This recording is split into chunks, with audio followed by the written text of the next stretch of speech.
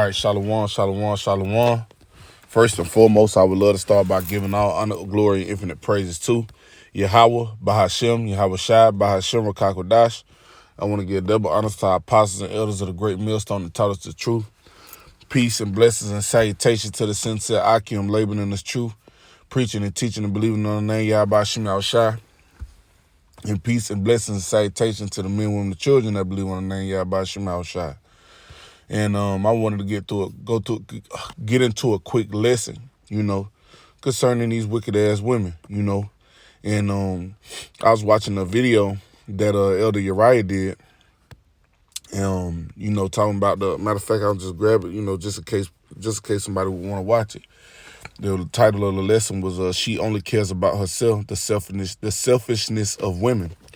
But he was doing a land back to Elder Monatazat from GMS South Carolina '08. And you can go watch both of those lessons. And they were going into the women. But the thing about it is, I'm going to title my lesson, Lord, wouldn't I title this lesson a righteous rant, on these wicked ass women. And like Elder Uriah said, and I'm going to land back off a couple points he made, is, I don't even really like getting into doing lessons on women because it's easy. You know what I'm saying? Not saying, I want to do a harder topic, but that's why I don't do the lessons, because we understand the state of these women. We understand these bitches wicked. We understand that they all hoes. But like Elder Uriah said, now can women can they come back? You know what I'm saying? He said they hoes. Why? Because ain't your woman. It's just your turn. I ain't take your virginity.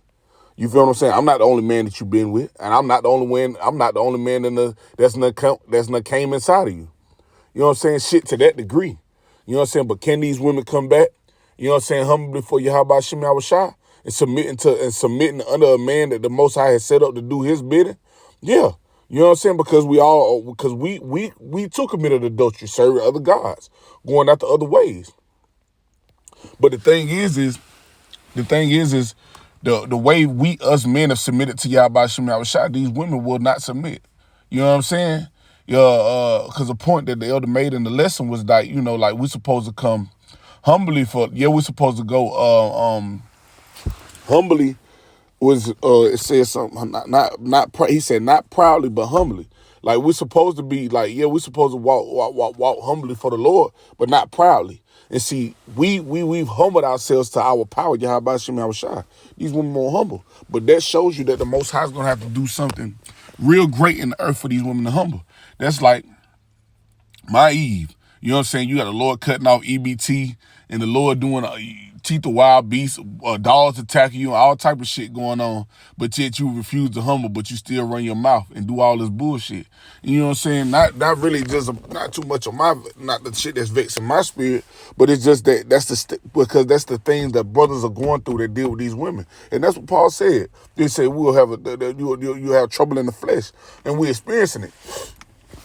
But the thing about it is like literally, like these bitches are really our enemies. You know what I'm saying? Like literally, these motherfuckers. When Esau ain't afflicting you, it's the woman that's supposed to be, like he said. These women supposed to be our comfort, our ease. You know what I'm saying? Hell, you like when you think about in the time of Egypt, when you read in the scriptures, he said the more they inflicted them. You know what I'm saying? The more they put hell on them when we were in captivity in Egypt, the more they increase. So meaning, even though they will be out there in them fields or they're doing all that shit that they was doing in Egypt, building up Egypt, after they get done getting their asses beat all day for however many hours they was getting their ass beat, when they would go home, they at least had that woman to lay on. Why? You know that they had that woman to lay on. Why? Because we went into Egypt 70 souls.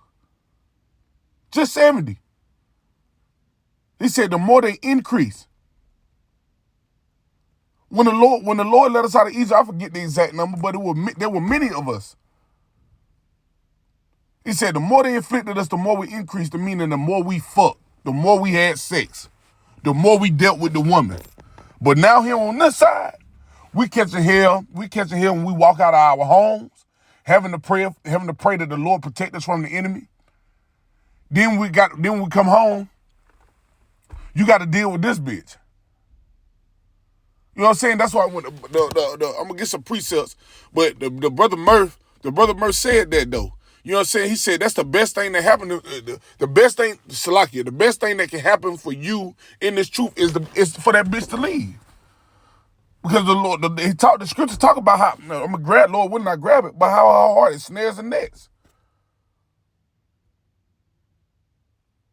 And how a man of the Lord, a man that pleases the Lord shall escape her. So that's the truth. The best thing a bitch can do for you in this truth is leave and not stick around. The Lord gonna lift us up in due time, man, and we just gotta keep enduring. Cause these motherfuckers ain't with us. They against us. And all they do is run their motherfucking mouths. Because they lack understanding of what the fuck is truly going on. And how they're being used how they're being used as pawns in the white man's chess game. But I'm gonna get these scriptures, man. This is Proverbs 9-13. It says, a foolish woman is clamorous.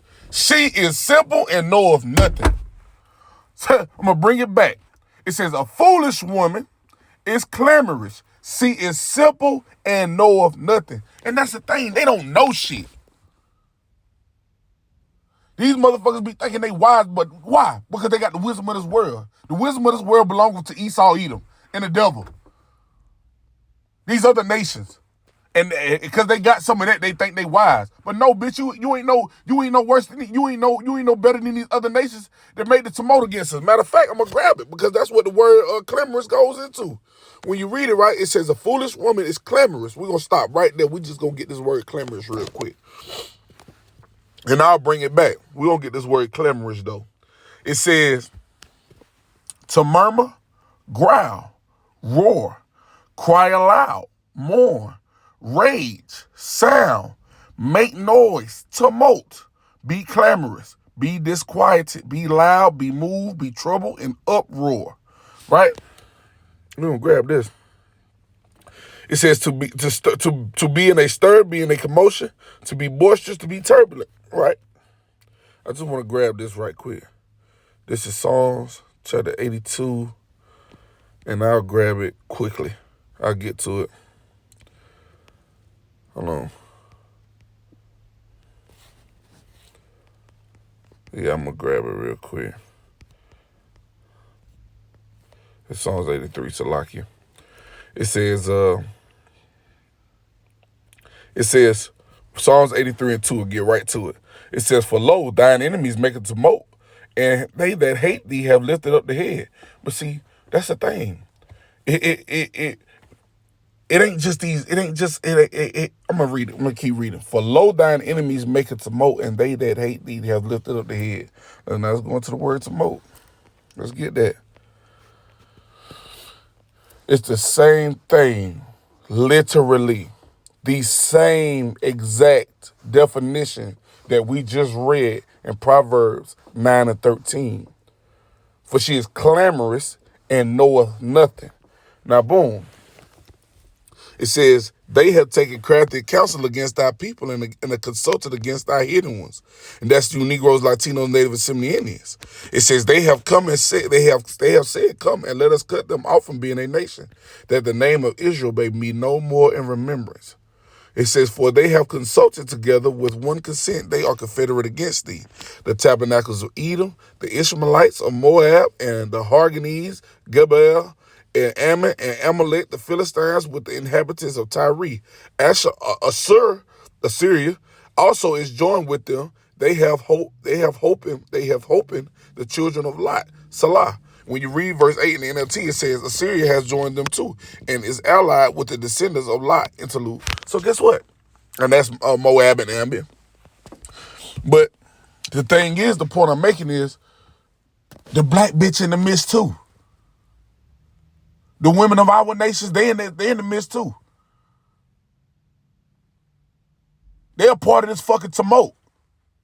Like I said, she being used as a pawn by these other motherfucking nations. What? To vex their own, to vex the men of their own nation.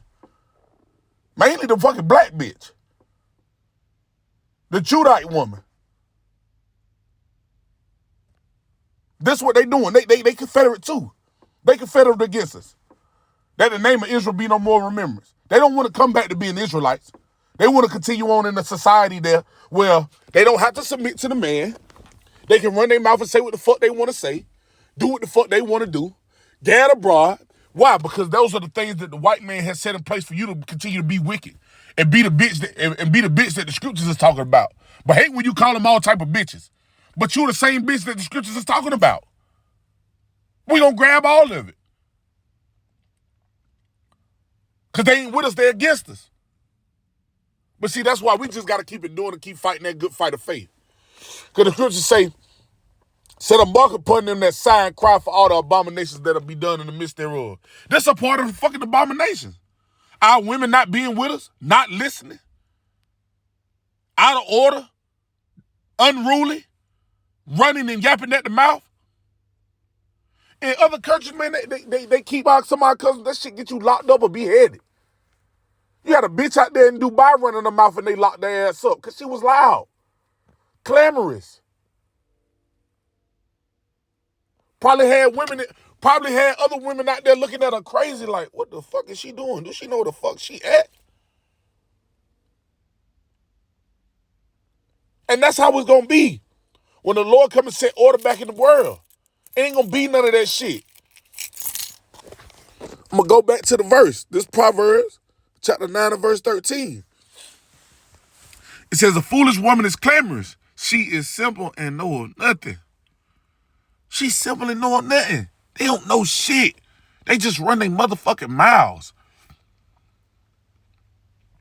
Like, but and going back to that point that the brother Merce said, that's the best thing a woman can do for you in this truth is leave, or you leave her, because the scriptures talk about it. She ain't going the way that you tell her. Give her the bill of divorce and let her go. But we know that's hard for us men. Men, we don't leave our women. We endure it. It's the other way around when they get to going through shit with us that they want to leave. That's why the Lord. That's why Elder Wright had to touch on that point. It don't be yours. It's just your turn. Because the moment she can't handle you and deal with you no more, guess what? She gonna go open her legs against another quiver, another dick. Let another man lay rod until she what? Until she done ran that same cycle and she on to the next nigga. That's how they get down. So we can't let them motherfuckers be we can't let that shit be a thorn in our side on this side, man. We can't. Even though it vexes us, because we understand it. We got this wisdom, knowledge, understanding. We understand what's really going on, what's really taking place. We really in hell. We really got to be signing crying to Yahweh Shimmy I was shy. That he come to destroy this place with a speedy riddance. To get rid of this motherfucker. Man, ooh, boy, I almost said some shit, boy. But I'm gonna go from here. I'm gonna grab this Proverbs chapter 21 and verse 9. It says what?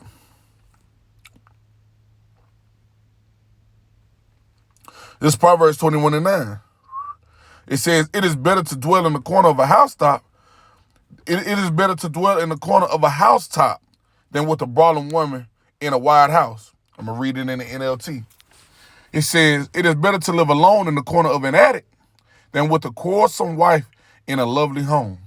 So your home might be nice. I'm talking about it might be laid. You might have your man cave. You know what I'm saying? You might have a full refrigerator full of food. You might have good looking kids. You know what I'm saying? Good nice furniture. But if this bitch always running her motherfucking mouth about some shit she don't know nothing about, or giving you hell, or you catch a slack for her in some area, you know what I'm saying? If she just sucking dick and spreading her legs and doing the things that a woman's supposed to do to please a man, or cooking and cleaning, having the house smelling fresh, but she just want to run her mouth and argue and nag you, man, he said it's better to dwell in the corner of the housetop than in that laid ass decked ass house with that woman. That's what the scriptures say. But see, and I don't care how it come across to these women. If you're a righteous woman and you listening up, then if the shoe don't fit, if the shoe fit, wear it. If it don't, keep it pushing. If it don't apply, let it fly.